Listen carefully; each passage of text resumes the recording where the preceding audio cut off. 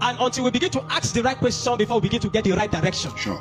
And when we begin to get the right direction, we can get the right result. This is not because I like to talk anyhow, or I just want to talk, but it has become a consistent act in this nation that evil will be prevailing, but righteous men will be quiet. Plateau State has recorded several terror attacks, riots and killings and invasion and all that. But there has no anyone that has been as terrible as that of 2010.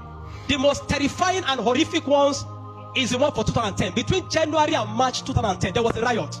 That was one of the most bloody riots that have happened on Plateau State. The record for that riot says between January and March of that year, that over 1,000 persons were killed. But you know that if the media tell you 1,000, know that it is not 1,000. Because media they don't report the actual number of casualties. True.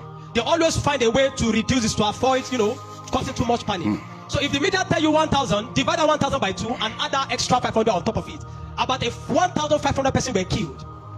But that is not the point. After that riot in 2010, the Hausa Muslim community in Jos, Plateau State, please follow me this morning. After that riot, the Hausa Muslim Fulani community in Jos wrote a letter to Sultan of Sokoto exactly on the 17th of July 2010. And what is the context of this letter? The context of this letter is because after the riot, there became a little rift, a little misunderstanding between the Hausa Muslim community and the Fulani Muslim community. Why? Because in the past, every attack that they have done in the past, they used to do it together. And they are causing problem in the city of Jos. The Hausas community and the Fulani community, they unite to cause such terror on Plateau State. But for the one of 2010, the Hausa community did not carry the Fulani community along. Pay attention this morning. I'm speaking to the world. Updates. And I want them to bear record. Details. But the Hausa community did not carry the Fulani community along.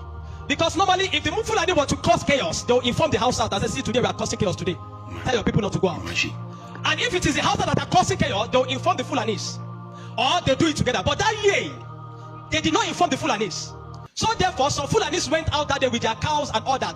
And when the Hausa started the problem, in fact, it is stated on record that JNI, Jamaatul Nasrul Islam, provided them with the weapon that they used. They supplied them with the weapon. And just by supplying them with the sufficient weapon, they did not carry the Fulani Muslim community along. So they made the attack on their own. And so in the process of the riot and the killing, some Fulanis were caught on fire because they were not told before that time. And because of that, some of them were killed. Some of them, their cows were killed. And because of that, the Fulanis, after that riot, the Fulanis said, we don't want to do anything with you again. Fulani said, we will remain on our own. Let the Hausa community to remain on their own, because the catastrophe of that riot affected them very much. And so